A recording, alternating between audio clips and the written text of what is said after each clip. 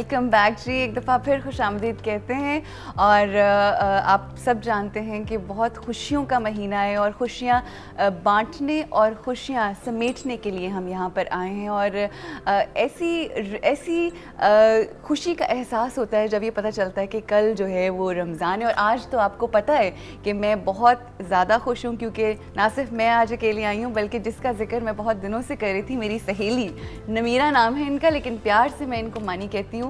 और ये मेरे साथ हैं और ये साथ ही रहेंगी जुम्मे तक इंशाल्लाह, बिकॉज संडे को ही वापस चली जाएंगी। Welcome to the show. Thank you very much. इसलिए मैंने सोचा कि इनसे आपकी मुलाकात करवाई जाए क्योंकि इस प्रोग्राम के थ्रू मेरी सहेलियों से मेरी मतलब जो एक बंधन बंधा है, तो मैंने सोचा कि वो सहेली जो मेरे दिल के बहुत करीब है, वो सहेली जिसने मेरी ज़िंदगी को बदलने में बहुत अहम किरदार अदा किया है, उससे आपकी मुलाकात होना बहुत ज़रूरी और बातें होंगी और जितने भी टॉपिक्स होंगे उसके ऊपर ये खूब प्रिपेयर होके आई हैं। इससे पहले कि गुफ्तगू को आगे बढ़ाएं, हमारे साथ एक और हमारी गेस्ट हैं।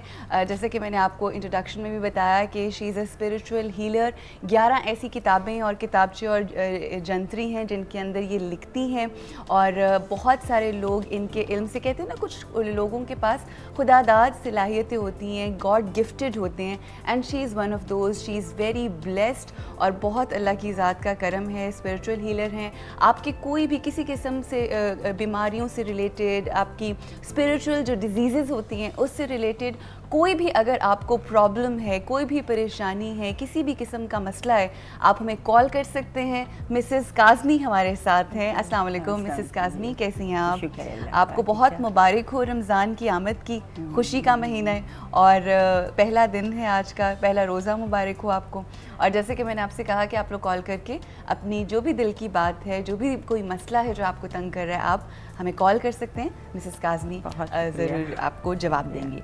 अच्छा जी मिसेस काज़मी, आज क्योंकि हमने टॉपिक रखा है और मानी आप भी बीच में हमारे साथ इसका हिस्सा रहेंगी कि मोहब्बत, दोस्ती, अमन और भाईचारा, जिसकी कमी हम देखते हैं इर्द गिर्द। अगर हम इन जनरल देखें उसमें भी हम सब जानते हैं कि जो दुनिया के हालात हैं वो इस वक्त बड़े ख़तरनाक हैं।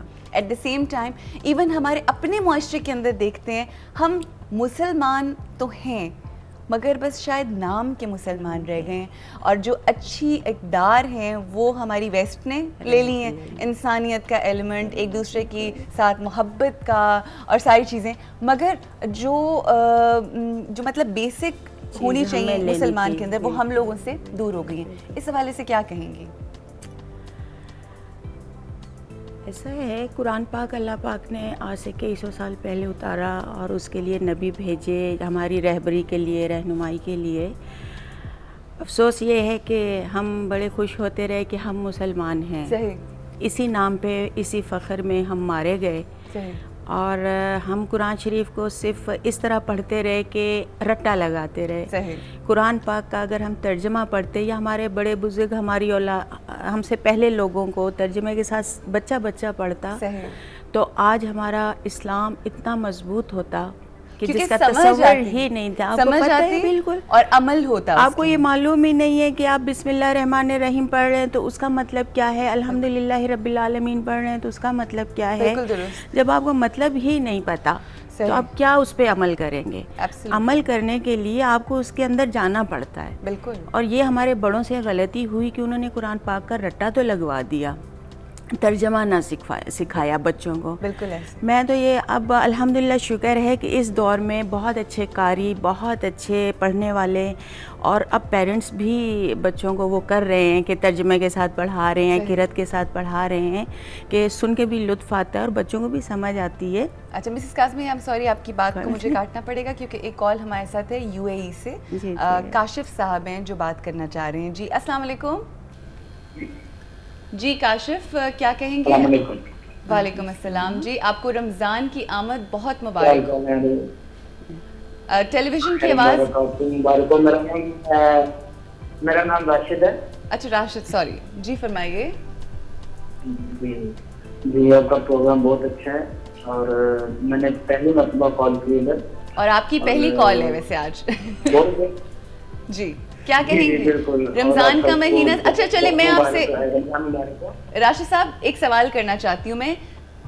टेलीविजन की एक तो आवाज़ बंद कीजिए वरना ड्रॉप हो जाएगी आपकी कॉल अगर ऑन है तो, लेकिन क्योंकि बाहर से कॉल है इसलिए थोड़ा टाइम डिफरेंस होता है। मुझे ये बताइए कि आप होते हैं यूएई में, कहाँ पे होते हैं यूएई में? फजीरे में होता हूँ जी फजीरे में होता हूँ। फजीरे। अच्छा ये बताइए कि आपको इत्तेफाक हुआ क्योंकि हमारा इस साल, पिछले साल मैंने शो किया था ख़ास रमज़ान के लिए, तब भी मैंने इसी बात के ऊपर बार बार कहा था, फोकस था मेरा। इस दफ़ा भी ये है कि हम सबको मिल के कुरान पाक को तर्जुमे के साथ पढ़ना है। हम ये नहीं कह रहे जो फजीलत अरबी ज़ुबान की है वो तो डेफिनेटली है, मगर उसको समझ के पढ़ने की बहुत ज़रूरत है। आपने आज तक कभी तर्जुमे के साथ कुरान पाक को पढ़ा? जी आज से तकरीबन लगाए कि जब मैं पाकिस्तान में था तब मैं पढ़ता था तर्जुमे के साथ। अभी तो बहुत मुद्दत हो गई अभी। जी जी पहले कभी आज से कुछ 3-4 साल पहले की बात है। चले कुछ नहीं होता, तो अभी तो बस वैसे ही कुरान पाक पढ़ता हूँ। चले हमारी आपसे आपका प्रोग्राम बहुत अच्छा माशाल्लाह, हम कॉल करते रहेंगे, कॉल कीजिएगा। और आपकी टीम को आपको बहुत बहुत सलाम। थैंक यू, बहुत शुक्रिया, बहुत मेहरबानी। और मेरी राशिद साहब से गुजारिश ये है कि रमज़ान का जो महीना है ये बड़े नसीबों से आता है, पता नहीं अगले साल हम लोगों को नसीब हो ना हो, तो इसका जो है वो जिसे कहते हैं ना फ़ायदा उठाना चाहिए और कुरान पाक को तर्जुमे के साथ ज़रूर पढ़ें ताकि हमें अपनी ज़िंदगी का मकसद ज़रूर पता चले। बल्कि अब जो है सेंटर्स भी खुल गए हैं, बिल्कुल इस्लामिक सेंटर्स, जिसमें जो है वो तर्जुमे के साथ पढ़ाते हैं। लेकिन ये कि बच्चों में अवेयरनेस बहुत ज़रूरी है। उसके लिए ऐसा है जो पेरेंट्स हैं उनका बड़ा रोल होता है। ये नहीं कि आपने बच्चा स्कूल भेज दिया या इस्लामिक सेंटर में भेज दिया, नो, ये बुक पढ़ के आपको वो चीज़ नहीं आती जो कि आपको प्रैक्टिकल करने से आती है। माँ अगर सुबह उठती है बवुज़ू होके कुरान की तिलावत करती है, बच्चों को उठाती है, उठो बेटा वुज़ू करो, मुँह हाथ धो, पहले नमाज पढ़ो, फिर सिपारा पढ़ो, फिर नाश्ता करो, तो वो बच्चे के जहन में, जैसे हमारे ज़माने में नानियाँ दादियाँ में बताती थी तो वो ऐसे हमें याद है जैसे हमने किसी बुक से पढ़ा है। बिल्कुल ऐसे ही है, बिल्कुल। अगर यही चीज़ वालदा जो है वो घर में ये रोल अदा करे, बाप जो है वो बेटों के लिए बहुत अहम रोल अदा करता है।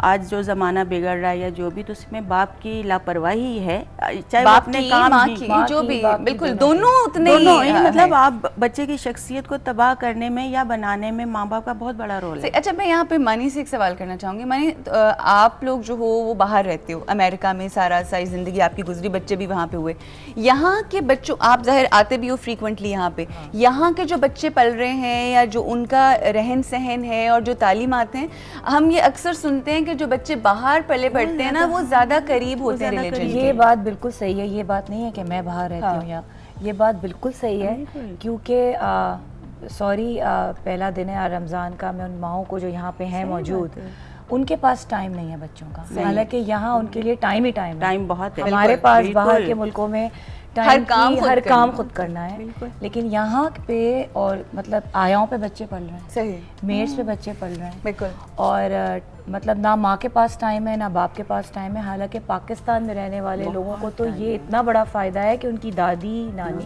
यही होती है, जॉइंट फैमिली सिस्टम नहीं भी है, करीब रहते हैं बहुत सही। और मतलब अगर कुछ ये कह देते हैं हमें इंग्लिश बच्चों को नहीं उर्दू में समझ आ रहा, तो भाई इंग्लिश में भी कुरान के तर्जुमे हैं, आप इंग्लिश में एक एक सूरत करके पढ़ाते हैं, उनको बता दें, लेकिन यहाँ पे माँ बाप दोनों बहुत कम टाइम देते हैं। अच्छा ये इसी गुफ्तगू को हम आगे बढ़ाएंगे। टॉपिक आज हमारा है मोहब्बत, दोस्ती, अमन और भाईचारा, और उस टॉपिक को टच करेंगे बिकॉज उसके ऊपर बात करने के लिए बहुत कुछ है। दोस्ती का पैगाम देना है, अमन का पैगाम देना है, सलामती का पैगाम देना है। यहाँ पे रुकना है ब्रेक के लिए और ब्रेक के बाद इन बातों के हवाले से, इस टॉपिक के हवाले से गुफ्तगू को आगे बढ़ाएंगे।